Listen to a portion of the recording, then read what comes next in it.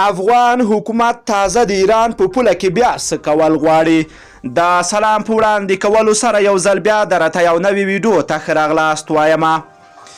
افغان حکومت تازه ګامې د ایران سره پر پوله افغان قواوې پیاوړې کوي. د ولسمشر محمد اشرف غني په مشرۍ د ویډیویي کنفرانس له لارې په ایران کې د میشتو افغان کډوالو د ستونزو په اړه غونډه پرون مازدیګر په ارګ کې جوړه کړې وه.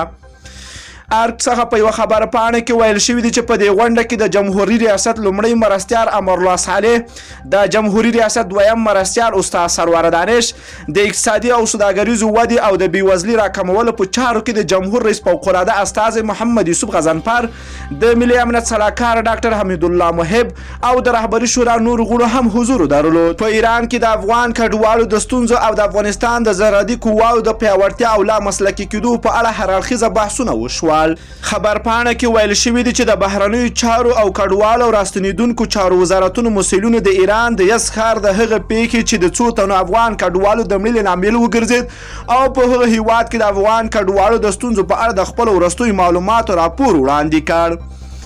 دې غونډه کې ویل شوي دي چې لوړپوړي پلاوي ایران ته ولېږي. له ارګ څخه ویل شوي دي چې دغه راز پریکړه وشوه چې ژر به یو لوړپوړی افغان پلاوی د ذکر شوي ستونزو د هر اړخیزه اواري لپاره د ایران ته سفر وکړي او له ایراني چارواکو سره پرې مفصل بحث او خبرې وکړي. ویل شوی د یاد پلاوي د سفر موخه په ایران کې د میشتو افغان کډوالو د ستونزو څیړل دي چې افغان حکومت د حل په موخه لازمي برنامې عملي او مؤثر تدابیر ونیسي. ارګ زیاته کړې ده چې د غونډې په پای کې ټینګار وشي چې د افغانستان سرحدي قواوې د هیواد په ټولو سرحدونو کې د قاچاق د مخنیوي په موخه خپلې دندې سمې ترسره کړي.